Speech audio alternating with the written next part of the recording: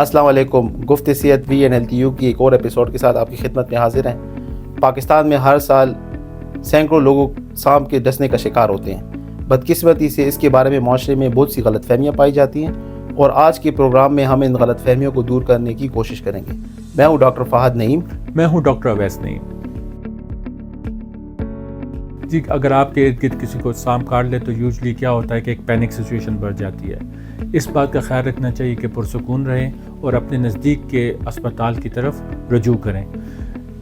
जिस जगह पर सांप ने काटा हो उसको कम से कम हिलाएं और उसको दिल के लेवल पे रखें। इन दोनों बातों से ये होगा कि सांप के जहर का फैलना कम हो जाएगा।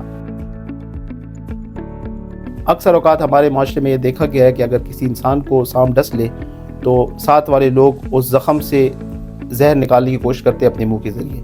ये एक इंतहाई ख़तरनाक और गैर मौसर अमल है। इससे इन्फेक्शन फैल सकता है।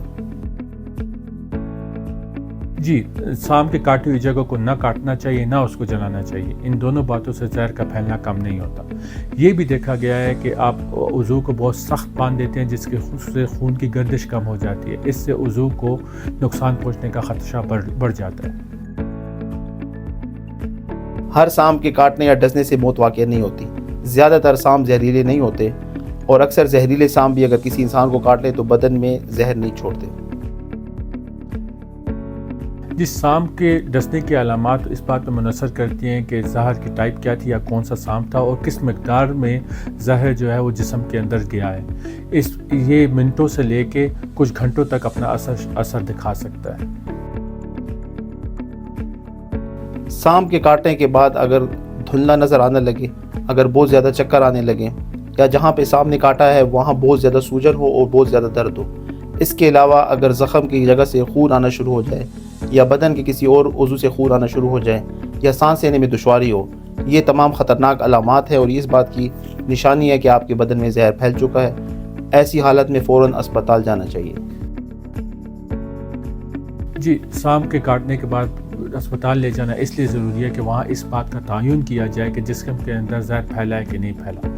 क्योंकि अगर जिस्म के अंदर जहर फैलना शुरू हो गया है तो आप एंटीवेनम जितना जल्दी लगाएंगे उतना ही के सांप के काटने से जो पेचीदगियाँ बनती हैं उसकी सिवियरिटी को कम कर पाएंगे।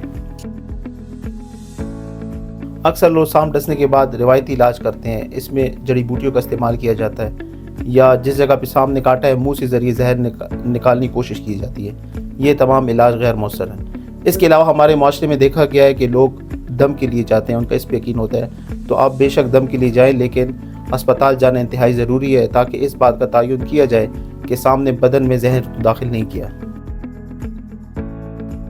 एंटीवेनम लगाने का फ़ैसला वो आपके डॉक्टर करते हैं। वो इस चीज़ पे करते हैं कि जिस्म के अंदर जहर फैला है कि नहीं फैला।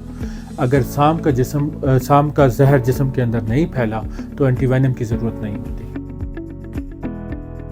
एंटीवेनम एक इंतहाई मौसर दवाई है। अगर ये सही मकदार में और सही वक्त में सांप के डसे हुए मरीज़ को दे दी जाए तो सांप के जहरीले असरात से बचा जा सकता है। इससे अक्सर एलर्जिक रिएक्शन हो सकती है लेकिन वो काबिल इलाज है।